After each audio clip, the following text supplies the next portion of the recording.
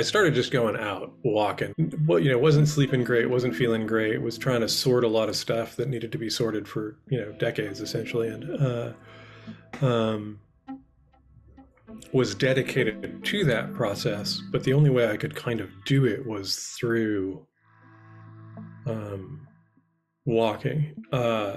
One of the funniest things is, I probably have a picture of it somewhere in my photos. Is there's a memorial bench from somebody who was in AA. On kind of a little dead end on one of the walks I do, but it's got a little overlook, and they got the little plaque up, and the quote on the plaque is, "It is solved by walking."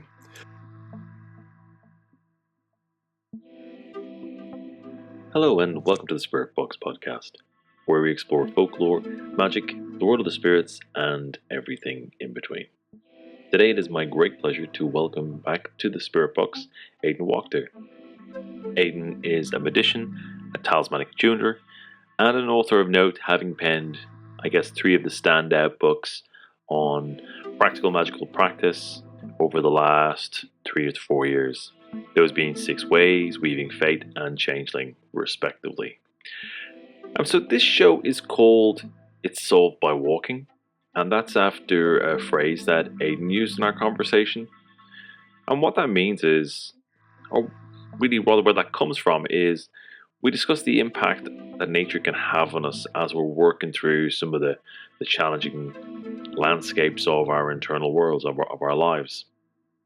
We discuss how engagement and immersion into the landscape that is our local environment can really nourish and bring healing to those challenging periods of our lives. And really just how simple that process can be. And Aidan sums this up beautifully, as Aidan does, really.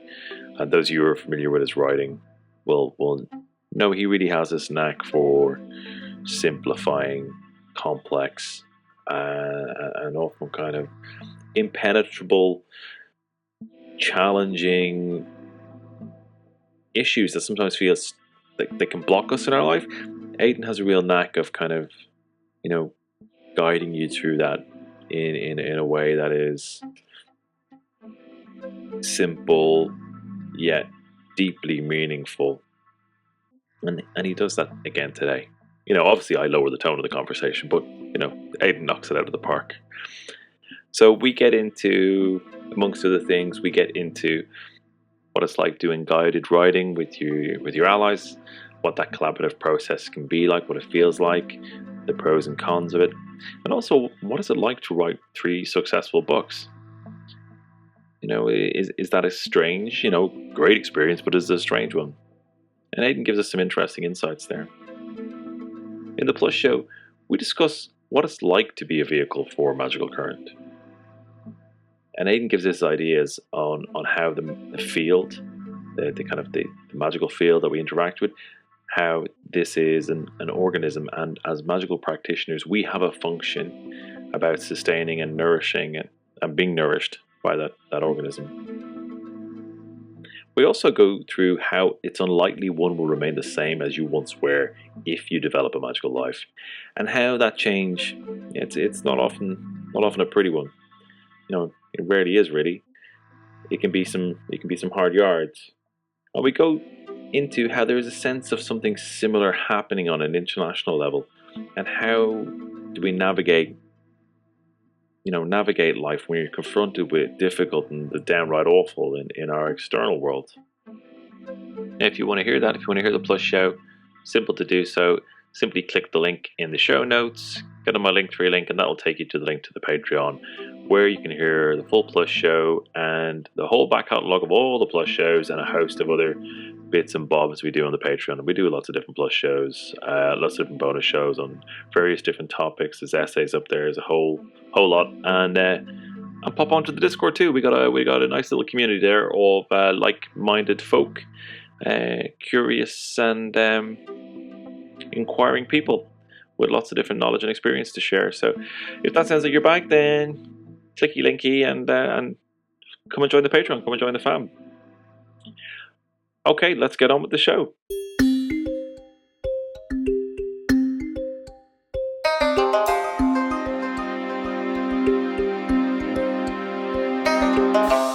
Now, it is my great pleasure to welcome back our one of the our fantastic greatest guests of all time, Aidan Wachter. It is so lovely to see you, and you're most welcome back onto the Spirit Box. It's been a while, and lovely to see you. How are you?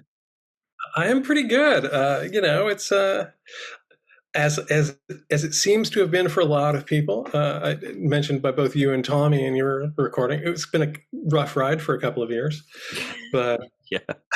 I'm pleased to be on the other side of that, and things are really good. So Oh, fucking talk about telling the truth. Yeah, I'm glad to be on the other side of that. Yeah. Picking up speed, leaving it behind. Well, it's really good to see you. I've been enjoying your videos on Instagram of the beautiful country where you are. It's nice to see. It is really crappy here at the moment. It's just pissing it down rain constantly. But we're in that nice transition from we're getting late autumn into winter. But you seem to be really enjoying the outdoors where you are. I'm like, oh, that's kind of always my thing. I don't do well if I'm not outside quite a bit. So whether it's on the bike or walking, Yeah, my goal is to get out for at least a couple hours a day. And I don't drive very much. I don't have a car, so yeah. I'll rent them sometimes if I need one. But so in general, I'm out a lot because it's like if I like to walk for an hour or two, I could take the bus and maybe I'll do that one way. But even if it's just walking through the city, I want to be outside. To me, that's there's not a lot of the modern world that makes sense, but the outside still does. Yeah, that's been kind of a theme that has been coming up on the show lately. Douglas from What Magic Is This was on recently, and he was talking about how he's moved to an island off the west coast of Canada, and just saying kind of how it's changed his practice. But Mhm. it's been something that kind of I've been noticing for a while that and this isn't an absolute, of course, but I certainly find a lot more comfortable and a lot more centered when I'm close to the country, closer to the land. And I certainly experience more. Where it's yeah, I definitely feel in a different way to when I'm in kind of in a big urban place. Yeah, it's funny. One of the people whose work I like in the current kind of witch community is Althea Sebastiani. And it was funny when I started reading her stuff because she's very much what if we're I guess hard polytheist is the language that is at least that I know of that gets used there. And I'm not that, but there's a way that I totally get her because A, she takes the spirit world incredibly seriously, and also because she's committedly connected to the land in a way that I wasn't consciously early in my life, but like the even in the kind of chaos magic days, for me was mostly in San Francisco. But when I think about it, even though I was living in like an active temple, like my weekends I spent walking the beaches uh, pretty much every day I had off.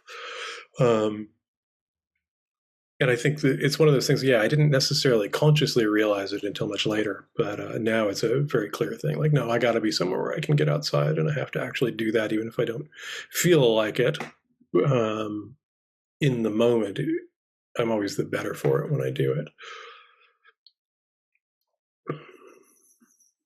Yeah, I find that really interesting because it seems to be kind of a theme that's coming up again and again. Maybe it's just the group, the people that I gravitate towards. But uh, certainly, it's a shift in terms of like not just okay, it's nice to be on the land in your practice, but it's also kind of I think it's a rejection of kind of sterility of a lot of kind of modern life. I know sterility is the right word, but Yeah. know, um, it's not to say I'm not happy about antibiotics.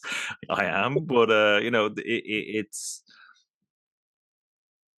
it feels like we've taken a wrong turn. I don't think that's kind of a surprise to anybody. We're not kind of going off on kind of a big uh, spiel on that, but one thing that I found over the last couple of years, and I guess it's probably in a lot of ways facilitated by lockdown, is I've really feel a sense of place, a sense of belonging and closeness to the area I live in, Mhm.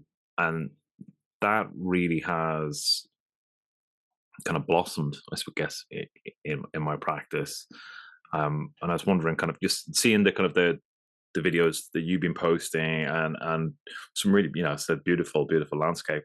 But I was wondering, like, has that kind of become part of your practice? Absolutely, and more so than it ever has in the last couple of years. Like when things were really tough, that was where I started just going out walking because it was one of those like, well, wasn't sleeping great, wasn't feeling great, was trying to sort a lot of stuff that needed to be sorted for decades essentially, and um, was dedicated to that process. But the only way I could kind of do it was through um, walking. One of the funniest things is, I probably have a picture of it somewhere in my photos. Is there's a memorial bench from somebody who was in AA on kind of a little dead end on one of the walks I do, but it's got a little overlook, and they got the little plaque up, and the quote on the plaque is, "It is solved by walking." Um, and when I found that, I was like, yeah, I don't know if it solved it, but it allowed it to be solved.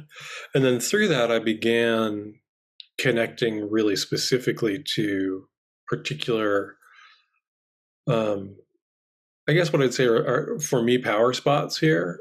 And the further I wander afield, the more I find more of them.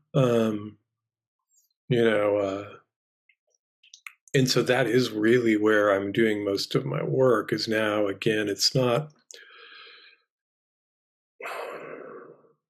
My little subtext on my Instagram is really dead on, and it says, throwing stones in the lake. That is kind of my practice now. Is like, I walk, and at some point when I'm out, there's lakes and ponds all around kind of this area, uh, and if I'm and it's like something will hit, and I'll start looking, and I'll find some teeny tiny pebble Mm, and grab that and basically carry that until I'm next around one of the lakes. And that kind of is what I will have the conversations about, what I have going on, what I am looking for guidance for, working for help for. And then I'll toss those into the lake or the pond. And so, yeah, it's like my practice is now almost entirely happening out, and it's very low key. It's not a lot of ritual involved. mm, Uh, More just presence and awareness, me being present and being aware of the presences that are out there, and yeah. trying to be sound in my connection with them. Mhm. When I always think of you, I always think of kind of the dirt source for a bit. When I first came, um, when Lonnie from Weird Web Radio um, linked us up, and kind of I was started to kind of read your work in preparation for you coming on the show, like the dirt sorcery. It always stuck in my mind, and as kind of one of those things where, like, I don't fully understand it, but I know there's something to this, that kind of way. And I feel like, I guess, like 3 years later, I think I understand that more, Mhm. like that that type of witchcraft that is blood and bone, that I would see now as being very earth based, and ancestor based. Um, and that the way you've described that, throwing the stones into the lake, it feels like a continuation of that. Would Yeah, be fair? yeah, no, definitely. And I think for me, that has become more and more that it's like. I've always I've mostly worked with organic stuff that I found out in the world for kind of materia more than shopping for it. But I think that the more time goes by, the more I'm aware of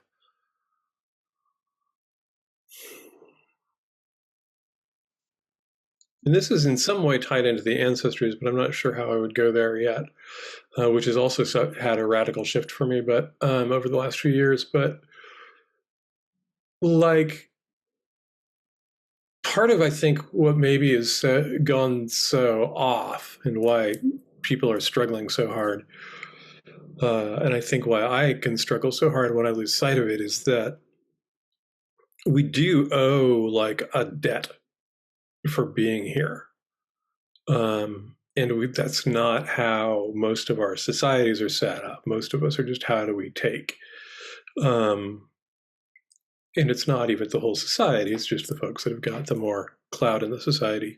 And I think for me, magically, it's become more connected to that. Like, okay, it's like, I know what I need is very simple. I need the things that allow me to have a good, simple life, you know? But to be well, I have to really be present here. It's not, and that's not the digital world. That's not the. It's almost like it's like it's like there's a. This may sound weird, but it's like it's almost like another kind of. Yeah, how would I put this? You know, there's been a lot of research basically saying like, if we don't have enough social engagement, and that number is very different for everybody, we're not going to probably be psychologically well or emotionally well. And for me, I see that even more with engagement with less humanized world. Like I have to actually take the time to be fully present in that, or I'm just not okay. It's beyond and I don't thrive. It's like, I'm actually not okay. It's not like that's a thing that gets me optimized. It's like, no. So that's been a big change for me, is becoming really conscious of that. I think I kind of did that on and off, depending on where I lived and what was going on and how much time I had to do with that. But now it's very conscious. It's like, no, I'm doing that. I'm doing that now. I'm going to do that today. I'm going to do that tomorrow. If it's raining like a motherfucker, I'm going to go put on the gear and I'm going to go fucking do it. And it's gorgeous and nobody's out because it's raining like a motherfucker. So I get in the forest to myself and the owls come out and it's cool. So I relate to that a lot. And it's hard to put a finger on it. Like, I mean, I'm always talking shit about social media, and it's a very fucking well-worn track. And it's, you know, so I'm not going to bore everyone to tears with Dara's hot take, but but I think there's a couple of things that, if we park all the stuff about, you know, people's behavior and kind of like problems with, you know, your personal information, park all of that. I think just from a context of like compulsion, addiction that people get, you know, and that constant onness. I think that's yeah, the bit that probably bothers me the most, is that constant onness.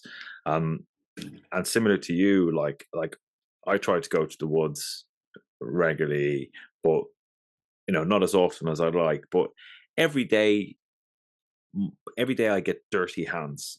Every day, my hands I've got soil on them. You know, fucking lot of muck at the moment because it's pissing rain. But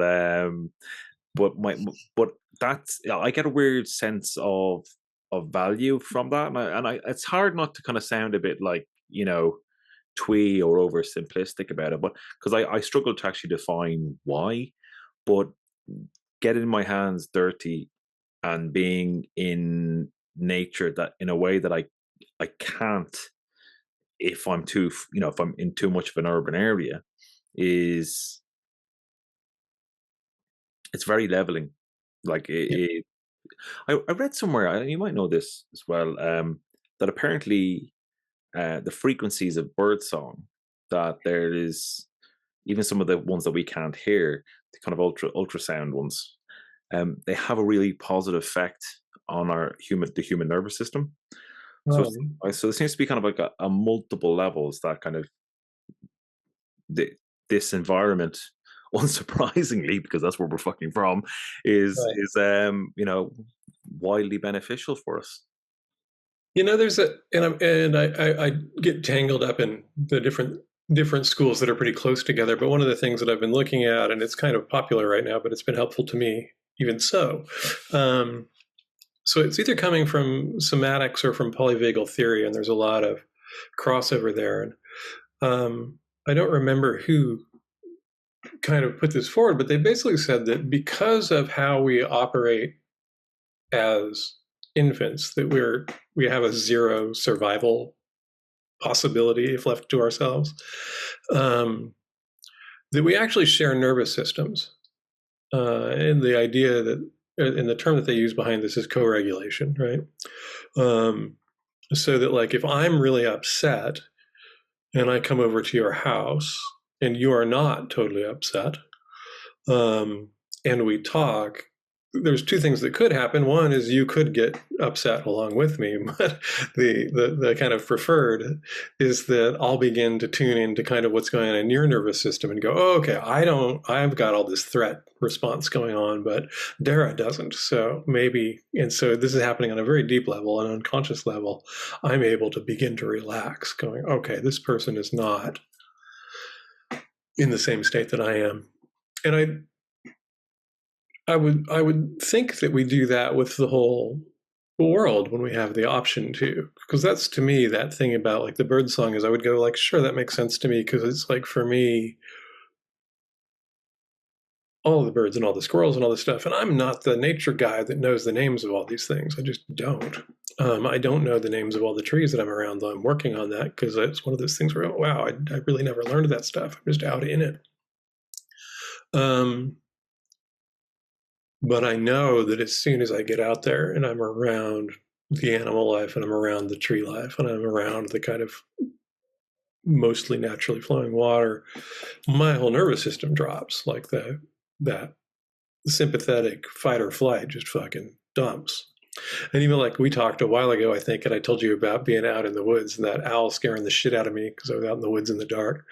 But in that environment, it totally drops as soon as I like realize what happened, and then I'm laughing, and then I'm chilled again in a couple minutes. Everything's back to baseline. Where if that kind of thing happens in my workplace or something, I might be set off until I can go find somebody to chill with, or I can get in the bath, or I can go take a walk.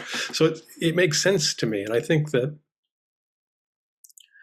some of this, I think all of these things are interrelated. I don't think of it, it's that whole one stone thing I talk about. It's all interrelated, and there's no way we can get away from that. And we have to figure out how to be in a world that's not super conducive to most people to actually have those experiences that would help them kind of settle down and be, I'm going to use the term sane, but understand that I'm not using that in the societal thing, because you and I probably don't qualify. But and most of our people probably don't in that context. But I do think that we are. I think that we're actually having a particularly sane experience of the world. Yeah. It's just not the modern one. It's not entirely the modern one. We've got a foot into the past. Yeah. Line. Yeah. Yeah. That makes a lot of sense. I think you've articulated that beautifully, actually. Like similar to kind of what I was trying to describe, but I always end up like kind of saying something like the modern word's shit, right? It's like you need to extrapolate that a little bit, but that idea of being unable to relax on a both kind of a, a physical, emotional, and spiritual level, I think is very, very powerful. And I think it's very, very important. And I think it's very, very important to prevalent. We can certainly get a sense of awe when we see, say, the vista of a beautiful city, but increasingly that's less so. We see forms that have changed, from being kind of like, um you look at, say, kind of slightly older structures. They're a lot more sympathetic to the natural world and shapes that occur in nature, where some of our more modern buildings are less so. um and I think there's something with that as well. I think there's something around that of kind of like being exposed to environments and shapes, objects that we're, the as a species, we haven't been exposed to things like that, for very long. I know you can pull that thread an awful lot more and talk about technology, but it doesn't surprise me, and I'm saying this from experience, that getting back into nature, and being being present in your life is definitely a solid thing. Um, and one of the things that kind of we spoke about previously was around how that, people talk about being grounded, and kind of, when you have moments in your life when you kind of like, I've certainly had it where, like, my mind loses shape and I can't control my thoughts, and I've really found, like, getting out and doing things like swimming, swimming in the sea, um, um, almost like tactile things with, Mhm. with natural environments, have helped me. You think about it, like they get that whole mental health thing of like swimming with dolphins. Why Right. does that make a difference to people? Right. Well, and I think it makes sense. Again, it's we've talked the rewilding thing in the ways that we use it, and I think we're in agreement on that. But uh, it's not that we can't have. It's like we're obviously doing this thing that we're doing as a species right now, and that's just what it is, good or bad. But we do, I think, have to figure out a way to be okay with it. And there's some degree of balance that some people have access to and some people don't. And obviously, you've spent a lot of time in the country. It's not like the people in the country are necessarily any more sound than anybody else. So it's not just that.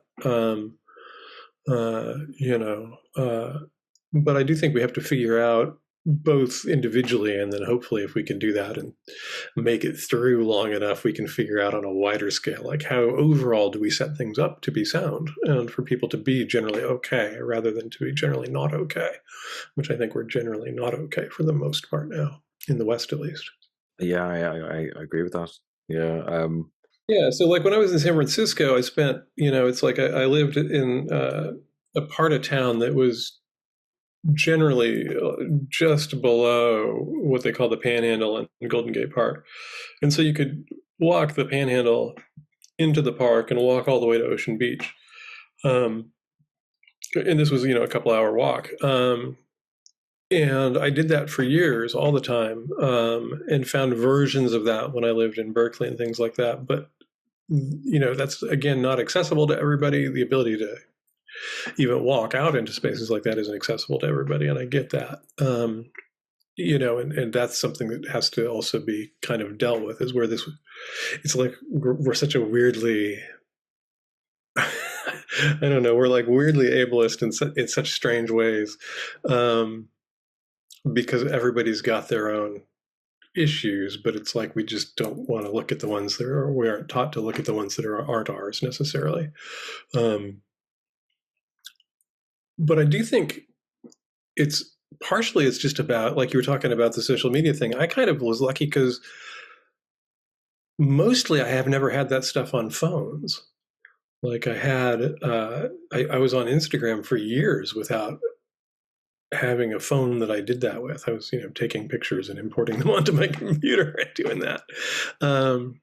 I think I had a phone for a year around 2017. I think I had a smartphone, and then I recently got one again because I use it for navigation on my bike mainly.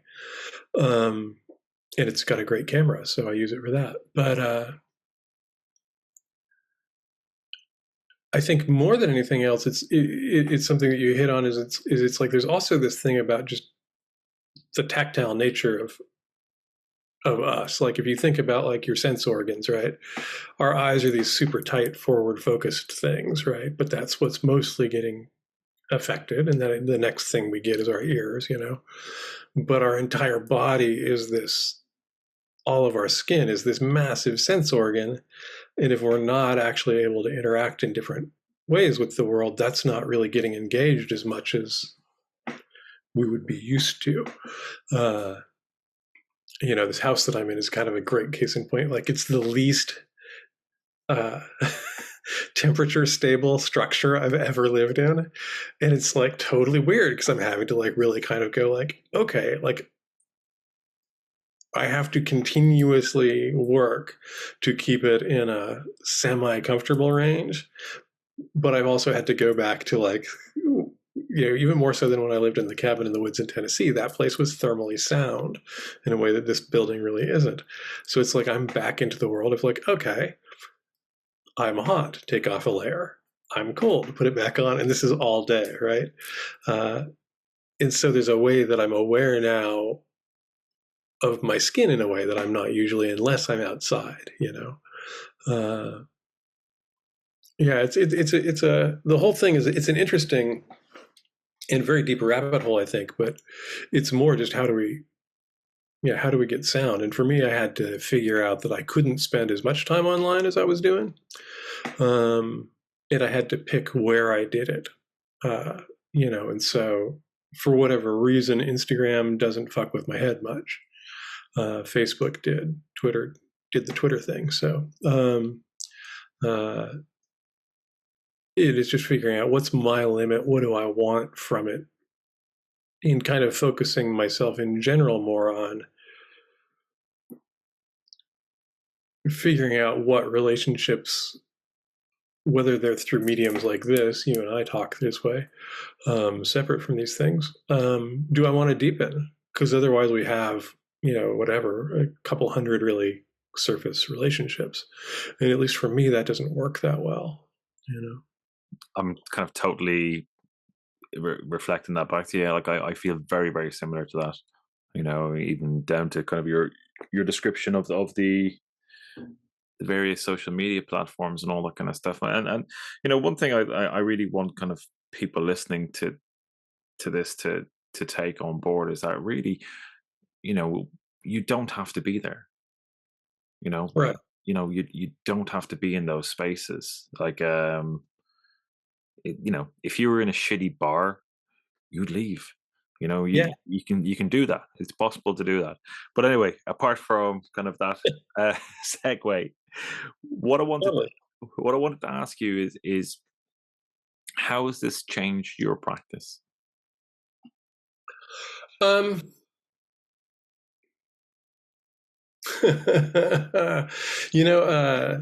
what changed my practice, and I don't know if you and I talked about this or Lonnie and I did, because it would have just been the last few, because I did, I think, 4 podcasts after Changeling came out, and then I decided I was out from everything. But I got rid of everything that I owned. And one of the things that in that process of doing it was I went, okay, I have magical materia, tools, supplies, all this stuff that I'd had some of that stuff for 30 years. And I made the decision to get rid of all of it. So I kept like a few pieces of jewelry that I made, a few pieces of jewelry that others made. The long dice that I made that I use for the I Ching. And everything else went away. And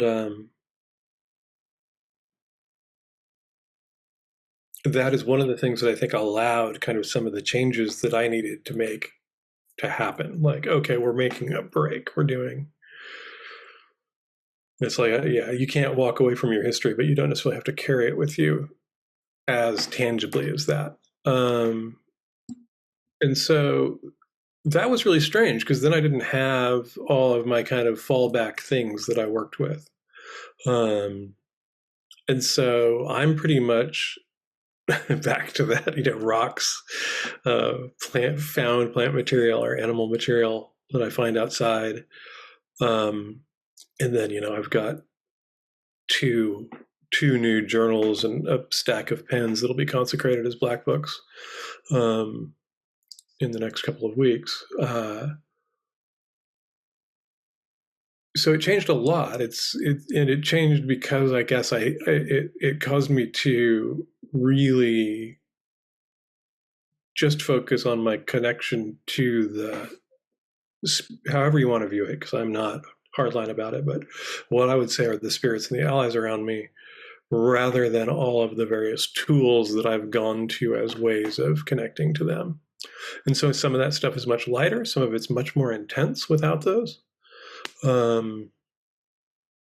And so, yeah, it's very different. I don't really know how to describe it as different, except that there's less stuff involved. And getting a little more hands-on on some things that I've let other people do. So, when we get off the phone or get off the call, I will be tincturing some herbs for winter kind of health stuff. And some of those I harvested myself and dried and prepped. So I guess I'm looking for a more, weird term because of how we use it now, but a more organic connection to all this stuff. Yeah. And looking at people that I've not looked at. It looks like it's again, like I never really learned how to read Tarot. I can do a little bit of Marseille Tarot. Right. Stuff, but made the decision like, no, I'm going to go back and do that thing because it's never really called me, but I would like to now. I'm interested, and it would be good for my mind to focus on something that I've never really done. Yeah. But magically, sigils, black book work, trance work, and basically praying to the forest gods in the land and all that stuff. Whatever language you want to use for that, whether that's prayer or ritual, or being clear and for me, some of that is also being a little more open than I've ever been. I've always been pretty open, but really kind of embracing if I'm trying to make a connection, I need to be really honest and be honest, going like, okay, things are not how I want them to be, and I don't know how I want them to be. So I don't even know what to ask for other than maybe help with gaining some clarity. And I'm okay with that taking a long time now in a way that I wasn't before. Yeah. And so I'm slower than I've ever been. That's really interesting. Like that whole, just what you said there about I'm slower and taking time. See, that's one of the things that I think, harks back to what we were talking about earlier. It's the pace, the time is different, from the contrasting environments we discussed earlier. That's really interesting. Like one of the things that I found as a mantra going through a tough time was kind of hanging on the idea of this will pass in time. Right. And getting, well, kind of having to kind of push myself, but get myself more comfortable with accepting that it will take time. But what it gave me was literally kind of like a light at the end of the tunnel, where in my present immediate state, I didn't feel there was a light at the end of the tunnel.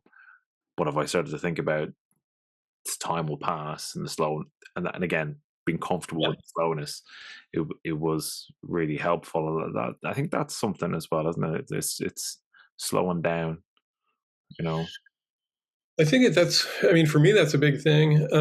It's one of the things, I just recently, it had been a couple of years since I drove, and I drove, a couple of 4-hour days to get back from my mom's. And it was fun. I enjoyed it. I like driving in that sense. But also then when I actually, dropped off the car, they dropped me off back at my place. And then the next day I got on my bike and rode to go do my grocery shopping with my panniers on my bike and all that. I'm like, okay, back to whatever that is for me. I'm not very fast. So, 8 to 15 miles an hour max on my bike, cruising through the emptiest streets that lead me between where I shop and my home. Mm-hmm.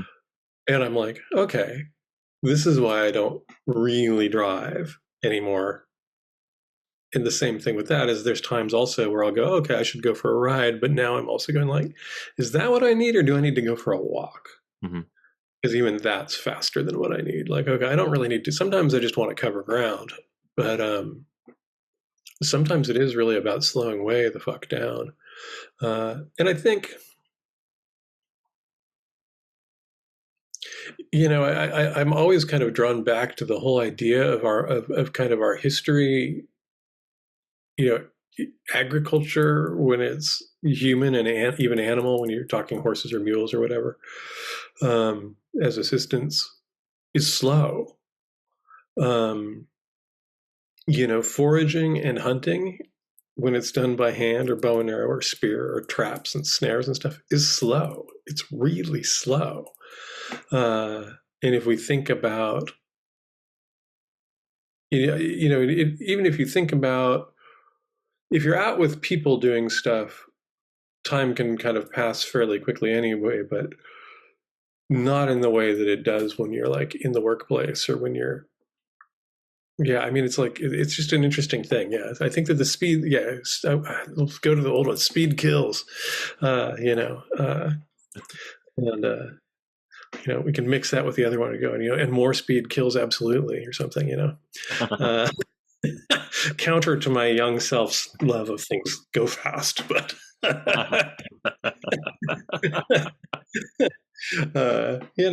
think some of it too is it's like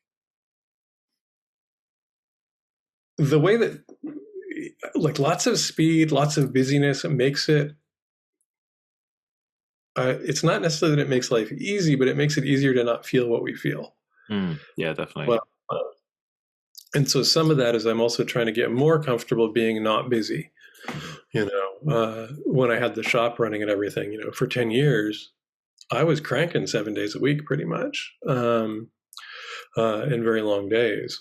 And now I'm not in that position, and so I don't have to. But it's taken me a couple of years to kind of go, oh, okay, I can actually, the things I have to do right now, that'll change, of course, over time, but are pretty minimal where I'm at in my life. And so I'm appreciating that space. But again, it goes back to like, even when I think about when I was in my 20s, I was working full time and all that stuff and dating and all of that. But I generally chose to go and walk in the park or walk on the beach or go and sit on the park or go ride my bike over hanging out a lot of the time. Because some part of me knew like, no, to be well, I've got to go do that. So some of it's remembering that and going like, oh yeah, I did know, I've always known this, even if I've not always been conscious of it. Yeah.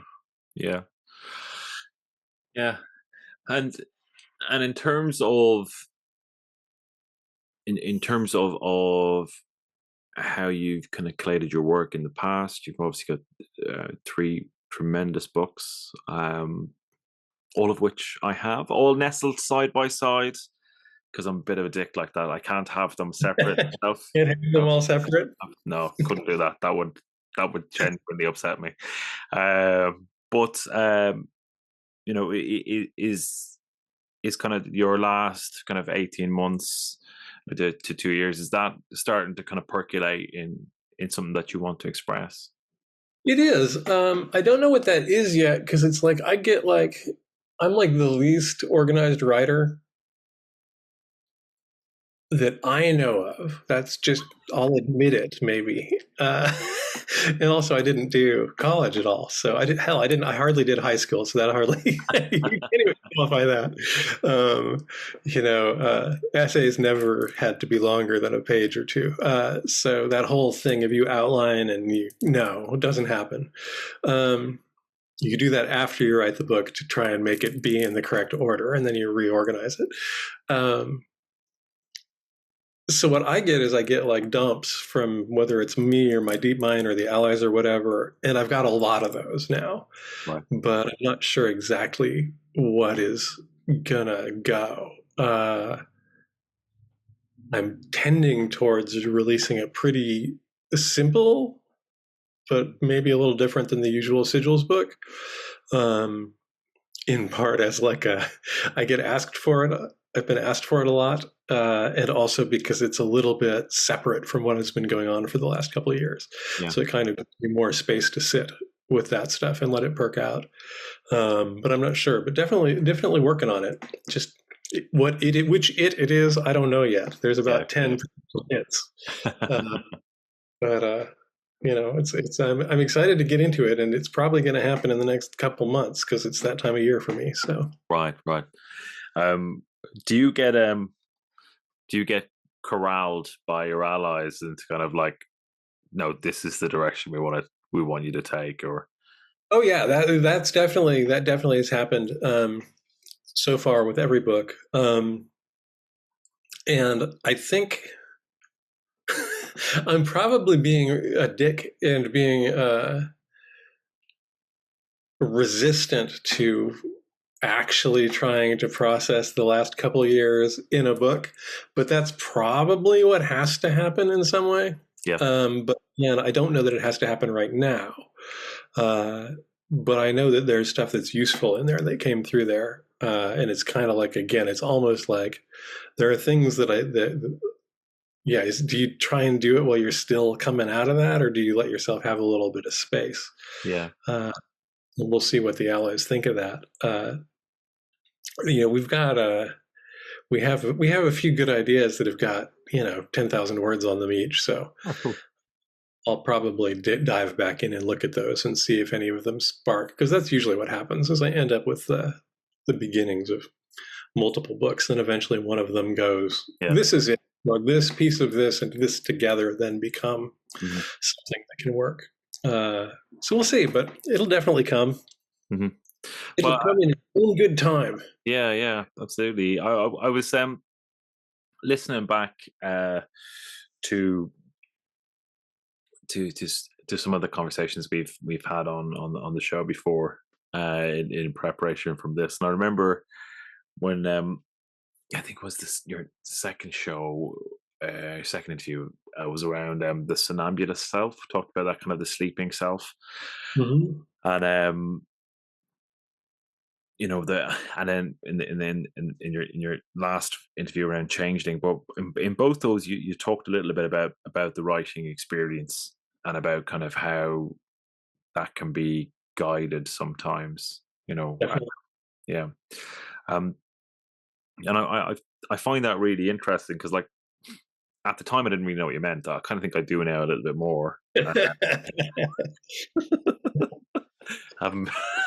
is.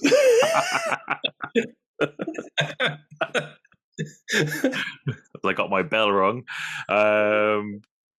but and like that it's such a strange experience. I mean, when in your work, when you write, I mean, do you have these kind of moments where it's like, okay, I'm getting this down and it's a little bit like it's good, but it's not great, and then something happens, mental state shifts or whatever, and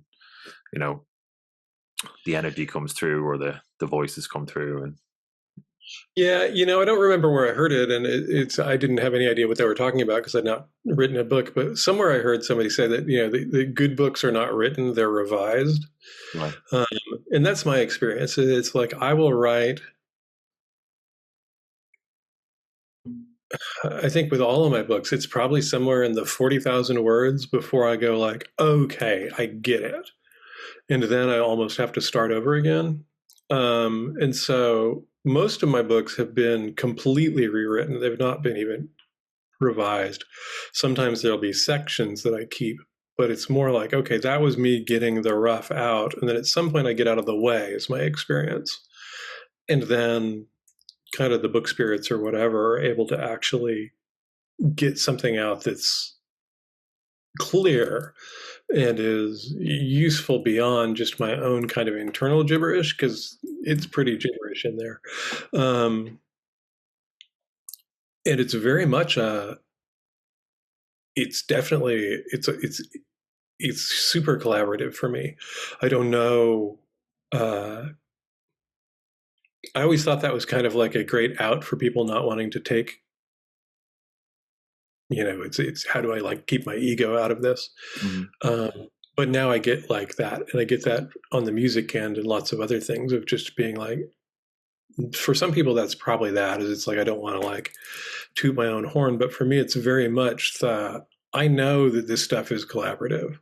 I know that they've been clear to me, like, no, it's like we want your voice because you're a good translator. And we've been working together for so long that, my specific experience is beneficial in there and necessary to get it out, because I understand where a lot of the holes are. It's I've had some really interesting experiences, and you may have had this too, that if you ever had somebody try and teach you something that they learned really easily. Yeah, and it not go very well. It fucking sucks. There was this martial artist that his background is martial arts, but he's a tactical firearms instructor, but he also taught kettlebells for CrossFit for a long time, Jeff Martone. And I was involved in CrossFit in 2007 for about 6 months. And I took a kettlebell instructor thing with this guy, Jeff Martone, and Martone was hilarious. He said, somebody asked him, they said, you're a really good teacher. Did this come naturally to you? Because no. He goes, I was a martial artist. I'd been fighting since I was a kid. I was great at it. Joined this martial arts school, got my black belt really fast, got to whatever degree he had to be to opened up his own school, and found himself continuously frustrated at how shitty all the people that came to him were as students. He goes, and eventually, he goes, not quickly, he realized, wait a second, the only thing all of these people have in common is their instructor. And so, if I'm good at doing any of this stuff and sharing it, it is because it has never been super easy for me, and it's never been super clear for me. And that's my experience even in writing, is it's like writing is tough. I love it. But it's also, I don't sleep when I'm writing books because I'm getting woken up every 2 hours. And I have, the epic legal pads that sit next to the bed. And I know now, it's like, it's not even worth trying. It's like if I wake up and I have a sentence in my head, I just sit up and turn on the light and start writing. And maybe that makes it in, maybe it doesn't. Maybe that's just part of the process to get my own head clearer. And when I look at that the next day and start transcribing it, I'm already revising it into something that's a little bit better. So it's a super kind of intense ass-kicking process that I'm super into. I love it, but it isn't. It's not pretty. And then I read about the guys who who I think of as the actual professional writers, who are like, oh yeah, I get up every day and I sit down at my desk at 8 o'clock with my tea and my biscuits and I write until noon. And then I come back after I have lunch for 2 more hours and then I'm done for the day. And I do that Monday through Friday. And I'm just like, who the fuck are you? How is that even possible? Because that is it's like the book fucking spirit grabs me and eventually like kicks me awake and says, start fucking writing, motherfucker, and occasionally lets me rest. And I think its theory seems to be that the more exhausted and out of it I am, the better I write. So or it comes through better. I had one where I was finishing. I had a deadline to get the proposal in, and I grossly underestimated how long it would take to do, by about 60%, right? And I fucking motored through a shit ton that day, and I had to go to bed at like 6 p.m. And I was like, yap, yap, yap, yap in my ear. I'm like, can you just leave me the fuck alone, right? I have a headache, right? I need to sleep. You have Like, fucking, that's not the deal, Dara. That's not the deal. it's like, you have driven me like a rental car today. Just let me fucking sleep. Yeah, I don't remember who I was talking to. Maybe it was Chow and Koo that asked me about how long the books took. And I said, like, I think that generally they were written in like 3 months and then revised in 3 months. Right. Her take was like, that was really quick. And I'm like, no, it was like 3 years worth of work compressed in 6 months. It was not really quick, trust me. But yeah, and so it just depends. It's again, and I also don't have a history of writing. Like I said, I didn't do college, so I wasn't writing essays. I wasn't doing any of that stuff. It was for me when I started writing magical stuff online on Usenet, right, in very early '90s. Right. That's how I started writing, and then didn't do any of that for a really long time, and then I wrote a book. So. Yeah, it's but I think I think everybody's got to figure out their own way. I'm not saying that's the way. Yeah. It's the way it happens for me so far. Maybe that'll change in time. I don't know. But like, yeah, all of the pieces that I have happened that way. Like all these 10,000 word chunks that are theoretically starter books are all that way, where I basically at one moment sat down and went, oh, wait a second. And I start and I just run until I burn out. And that's, sometimes a few days, sometimes it's a couple of weeks, and you go, oh, okay. And then I just put it aside now. Now I know, like, maybe that'll be useful in the future. Maybe it's just getting my head where it needs to go. It's so hard to articulate the kind of the meaning of that, but that's something that I do think you do beautifully, as a writer. You're able to articulate these things that people have a sense of, like I was saying to you, even that kind of that phrase, dirt sorcery, like in my head, I get like, I see dirty fingernails, and I see the blood and blown of the clay and our ancestors, but so it meant something to me, and you're able to paint that in how you write, that it imparts that kind of deep, I guess, the semiotic meaning and spiritual meaning and all that, the layers, which is why I think people really gravitate towards you. A part of where your work comes from, and your work with the Allies, it stays with your words. And I pick it up, really do, which is a wonderful gift, and something I really, that, personally, thank you for sharing that gift with us, because it's I know it's, I'm getting a cusp of it now, the kind of the writing stuff. It's fucking lonely, and it's vulnerable. There's a lot of vulnerability there, and exposure and all that kind of stuff, which isn't always the nicest thing. But I think it's an appropriate thing for us, and I hope I speak for a small community, saying, thank you for all the amazing work that you've shared with us. It's really good to see you. It's good to see you, and thank you. I mean, I super appreciate that. And it's a weird one, because I never know. I know that I've done the best I can to try and get out what's trying to get out. Yeah. But and that's I think now I'm okay with that. I think previously it was a little bit weird.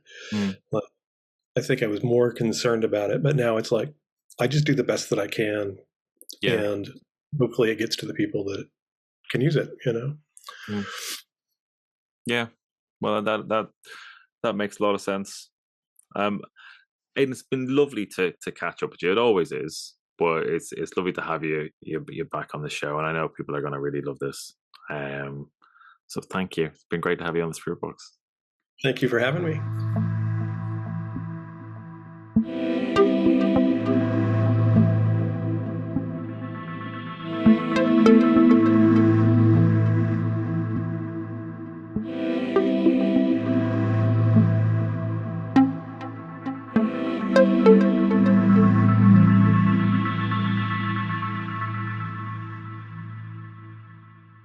that's it from me. I hope you all enjoyed that.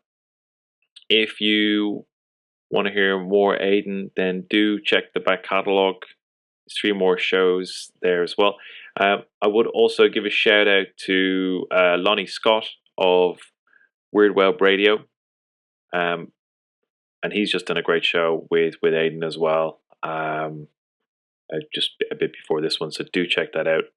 Lonnie is an OG of this paranormal / occult / esoteric podcasting game. So I'd be remiss of me not to mention him and his fantastic contribution to this genre. Right, I'm going to stop talking absolute fucking waffle now, and I'm going to bounce. I'm Dara Mason, and you've been listening to Spirit Box. Take care. Talk soon. Bye.